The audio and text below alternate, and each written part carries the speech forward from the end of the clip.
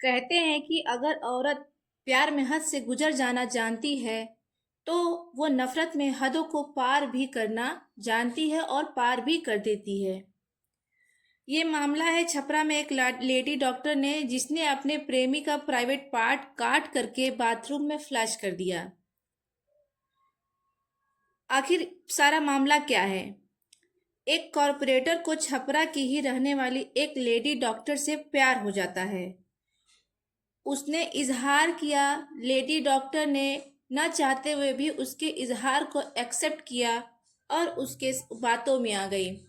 वो उसके साथ 2 साल प्यार प्रसंग चला। उसके साथ मार्केट जाती, शॉपिंग करती, खाती पीती, लिविंग में रहती, यहाँ तक कि वो 3 बार उस आदमी से प्रेग्नेंट भी हुई।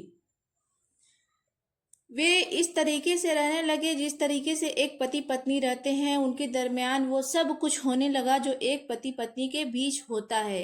किसी चीज का कोई पर्दा नहीं, कोई किसी चीज का कोई किसी बात को ना छुपाना ना पर्दा। मगर आने वाला समय किस खतरे की ओर इशारा कर रहा था, इसकी खबर दोनों में से किसी को भी नहीं थी। लेडी डॉक्टर और कॉरपोरेटर के बीच का प्यार। लेडी डॉक्टर अभिलाषा कुमारी, जो लेडी डॉक्टर है उसका नाम अभिलाषा कुमारी, और वार्ड पार्षद वेद प्रकाश के बीच अफेयर 2 साल तक चला। वे एक साथ रहते थे, खाते थे, शॉपिंग जाते थे, बातें करते थे, घंटों बातें करते थे। शादी का दोनों का इरादा था। वेद प्रकाश ने डॉक्टर अभिलाषा कुमारी से शादी का वादा किया, लेकिन वो इस चीज को करने के लिए अभी तैयार नहीं था। और उधर डॉक्टर अभिलाषा कुमारी के घर वालों को भी अभिलाषा के प्रेम के बारे में भनक थी। घर वालों के दबाव में आकर जब डॉक्टर अभिलाषा कुमारी ने वेद प्रकाश से कहा शादी करने के लिए, तो वो टाल मटोल करने लगा। इसके पहले भी वेद प्रकाश के कई लड़कियों के साथ प्रेम प्रसंग का रिश्ता रह चुका था, लेकिन डॉक्टर अभिलाषा कुमारी इस चीज को लेकर के बहुत ज्यादा सीरियस थी।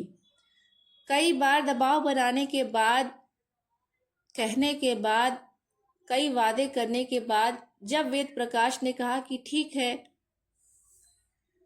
30 जून को कोर्ट मैरिज कर लेंगे, डॉक्टर अभिलाषा कुमारी एग्री हो गई।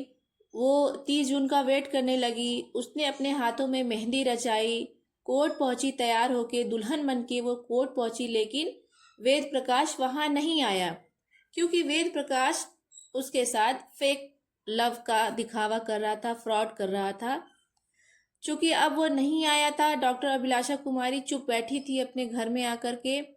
कुछ दिनों के बाद वेद प्रकाश वापस उसके पास जाता है और उसको अपने ना आने की झूठी मनगढ़ंत कहानी बताता है, लेकिन वो उसकी बातों पे ध्यान नहीं देती है। डॉक्टर अभिलाषा कुमारी अपनी प्रेमी के बातों पर ध्यान नहीं देती है। उसके मन में इतना ज़्यादा गुस्सा था, उसने उसे कुछ नहीं कहा, बस उसने उसे एक गिलास जूस ला करके दिया, जिसको वेद प्रकाश ने पिया और वो नहाने चली गई। जब वो आई तो उसने वेद प्रकाश, जो उसका प्रेमी था, उसको भी वापस अपने संग बाथरूम में ले गई। जूस में बेहोशी की दवा मिली हुई थी जो अपना असर कर चुकी थी। वेद प्रकाश बेहोश हो चुका था और फिर उसके बाद उसको जमीन पर लिटा करके डॉक्टर अभिलाषा कुमारी ने सर्जिकल स्ट्राइक कर दिया। उसने चाकू से उसका वेद प्रकाश का प्राइवेट पार्ट जो था उसको काट करके बाथरूम में फ्लश कर दिया। उसने, डॉक्टर अभिलाषा कुमारी ने इन सब बातों को अपने मुंह जबानी बयान भी किया है। उसने अपने की गई जो घटना हुई है उसको एक्सेप्ट भी किया है। लेकिन बात सिर्फ यहीं ख़त्म नहीं हो जाती है। क्या पति पत्नी के बीच का जो संबंध होता है, आजकल नौजवानों की ये स्थिति है कि वो हर किसी के साथ लिविंग में रहने लग रहे हैं, रिलेशनशिप में आ जा रहे हैं, फिजिकल हो जा रहे हैं। लेकिन क्या ये सही है? ये बिल्कुल भी सही नहीं है। आज के नौजवानों को ये सोचना चाहिए कि क्या सही है क्या गलत है।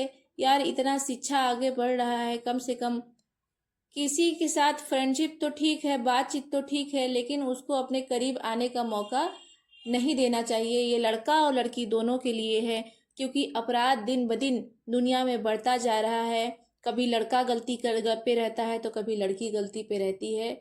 और हर के कोई पति पत्नी की तरह रह सकता है, लेकिन सभी लोग किसी भी लड़की को पत्नी के रूप में एक्सेप्ट नहीं करते हैं। उसके साथ टाइम तो बिताते हैं, लेकिन पत्नी का दर्जा देने से बहुत कतराते हैं। ये सब घटना सुनाने का हमारा सिर्फ एक ही उद्देश्य है कि लोग इस चीज़ से जागरूक हों और अपने आने वाले कल के लिए अच्छा सोचें, अपने बच्चों की अच्छी परवरिश करें। धन्यवाद।